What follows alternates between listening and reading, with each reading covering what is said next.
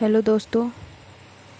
आज हम सब देखेंगे बीपीएससी टीआरई 1.0 और 2.0 में और 3.0 में जो लीक हो गया क्वेश्चन आए थे जनजातीय विद्रोह से, उसके बारे में कुछ पढ़ेंगे।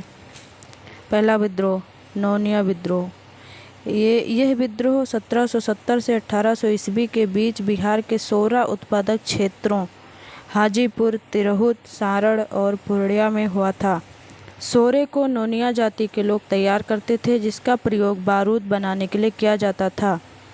कंपनी द्वारा नोनिया लोगों का अत्यधिक शोषण हो रहा था, इसीलिए गुप्त रूप से वह लोग व्यापारियों को सोरा बेचने लगे। इसकी जानकारी जब ब्रिटिश सरकार को हुई, तब उसने नोनिया लोगों पर क्रूरतापूर्वक कार्रवाई की। दूसरा विद्रोह है चेरो विद्रोह। इसके बारे में थोड़ा जानते हैं। यह आंदोलन सन 1800 में चेरो किसानों ने अपने राजा के विरुद्ध शुरू किया था। यह विद्रोह तब अंग्रेजों की पक्षपातपूर्ण नीति के विरोध में हुआ, जब कंपनी ने कूटनीति से जयनाथ सिंह को अपदस्थ कर दिया और उसके स्थान पर गोपाल राय और बाद में चूड़ामन को राजा बना दिया। लोगों में असंतोष व्याप्त हो गया और चेरो सरदार भूषण सिंह के नेतृत्व में खुला विद्रोह शुरू हो गया। सन 1802 में विद्रोही चेरो नेता भूषण सिंह को फांसी दे दी गई और इसके बाद यह विद्रोह भी धीरे धीरे समाप्त हो गया। तीसरा विद्रोह, लोटा विद्रोह। 1856 ईस्वी में मुजफ्फरपुर में अंग्रेजों के प्रति लोगों का गुस्सा बढ़ रहा था। इसी समय मुजफ्फरपुर की जेल में बंद कैदियों को जेल के अंदर पीतल का लोटा दिया जाता था, लेकिन सरकार ने अचानक निर्णय लिया कि पीतल के स्थान पर मिट्टी का लोटा देना प्रारंभ किया जाए। अतः कैदियों ने इसका विरोध करना शुरू कर दिया। चौथा विद्रोह, तमाड़ विद्रोह। तमाड़ विद्रोह 1795 से 1800 ईस्वी के बीच छोटा नागपुर की उरांव जनजातियों द्वारा जमींदारों के शोषण के विरुद्ध विद्रोह किया गया, जिसे तमाड़ विद्रोह कहा जाता है। इसका नेतृत्व दुखान मनाकी ने किया था। पांचवा विद्रोह, हो विद्रोह। सिंहभूम के राजा जगन्नाथ सिंह के विरुद्ध छोटा नागपुर की हो जनजाति लोगों ने 1821 से 1822 ईस्वी में यह विद्रोह किया। इस विद्रोह का मुख्य कारण राजा जगन्नाथ का अंग्रेजों के अधीनता स्वीकार करना था। छठवां विद्रोह, वहाबी विद्रोह। भारत में इस आंदोलन के जन्मदाता सैयद अहमद बरेलवी शहीद थे। 1821 ईस्वी में अहमद बरेलवी पटना आए। यहाँ इनायत अली, मोहम्मद हुसैन, विलायत अली और फरहत हुसैन के संपर्क में आकर उन्होंने पटना को वहाबी आंदोलन के केंद्र के रूप में स्थापित किया। बिहार में इस आंदोलन का दमन 1863 ईस्वी के अम्बेला अभियान के पश्चात हुआ। 1868 से 1869 ईस्वी तक आंदोलन पूर्ण रूप से समाप्त हो गया। सातवां विद्रोह, कोल विद्रोह।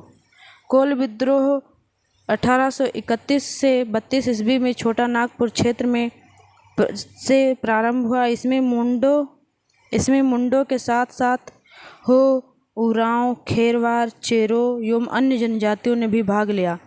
विद्रोहियों का नेतृत्व बुद्धू भगत सिंह राय और सूर्य मुंडा कर रहे थे। अंग्रेजी सेना की कमान कैप्टन विलिंगकंसन के हाथ में थी।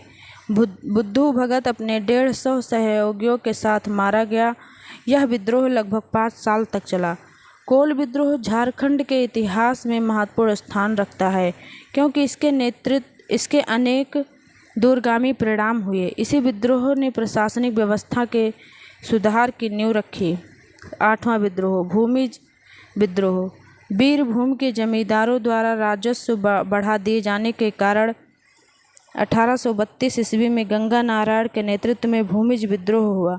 यह विद्रोह अंग्रेजों की दमनकारी लगान व्यवस्था से त्रस्त होकर बीरभूम एवं सिंहभूम क्षेत्र में उद्वेलित हुआ।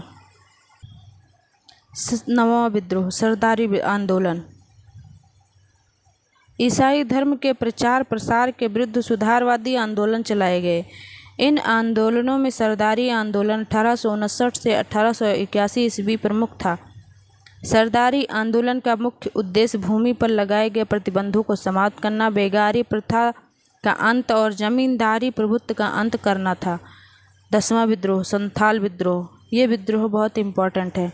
जमींदारों और साहूकारों के शोषण से त्रस्त होकर इस आंदोलन की शुरुआत की गई। 1855 से 56 ईस्वी में भागलपुर से लेकर राजमहल तक 4 भाइयों सिद्धू, कान्हू, भैरव और चांद के नेतृत्व में संथाल विद्रोह किया गया था।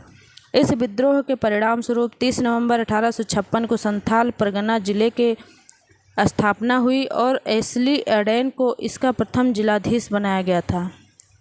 11वां विद्रोह मुंडा विद्रोह। ये विद्रोह भी बहुत इम्पॉर्टेंट है। मुंडा जनजाति मूल रूप से कृषि पर निर्भर थी, परंतु स्थानीय जमींदारों द्वारा उनकी ज़मीनों पर जबरन कब्जा कर लिया गया और कर लगाए गए। इस कारण मुंडा विद्रोह प्रारंभ हुआ था। बिरसा मुंडा का जन्म 1875 ईस्वी में हुआ था। उसने 1899 से 1900 ईस्वी में मुंडा आंदोलन का नेतृत्व किया। यह आंदोलन एक सुधारवादी आंदोलन के रूप में प्रारंभ हुआ। 3 फरवरी 1900 को बिरसा मुंडा की गिरफ्तारी के साथ यह आंदोलन समाप्त हो गया था। 9 जून 1900 को इसका निधन हजारीबाग जेल में हो गया। इस आंदोलन के परिणाम स्वरूप नए भूमि अधिकार नियम बनाए गए। पहली बार काश्तकारी अधिनियम के अंतर्गत मुंडारी खूंटकारी व्यवस्था को लागू किया गया। 12वां विद्रोह ताना भगत आंदोलन। ताना भगत ये आंदोलन भी बहुत इम्पोर्टेंट है, मोस्ट इम्पोर्टेंट। ताना भगत आंदोलन की शुरुआत 21 अप्रैल 1914 को गुमला जिले के बिशुनपुर प्रखंड में से हुई थी। इसके प्रमुख नेता जतरा भगत थे। यह आंदोलन कांग्रेस की योजना तथा गांधी जी के सिद्धांतों से प्रभावित थी। इस आंदोलन का प्रभाव रांची, सिंहभूमि और संथाल परगना तक विस्तृत था। आई होप आप लोगों को क्लास पसंद आएगा। जय हिंद, जय भारत।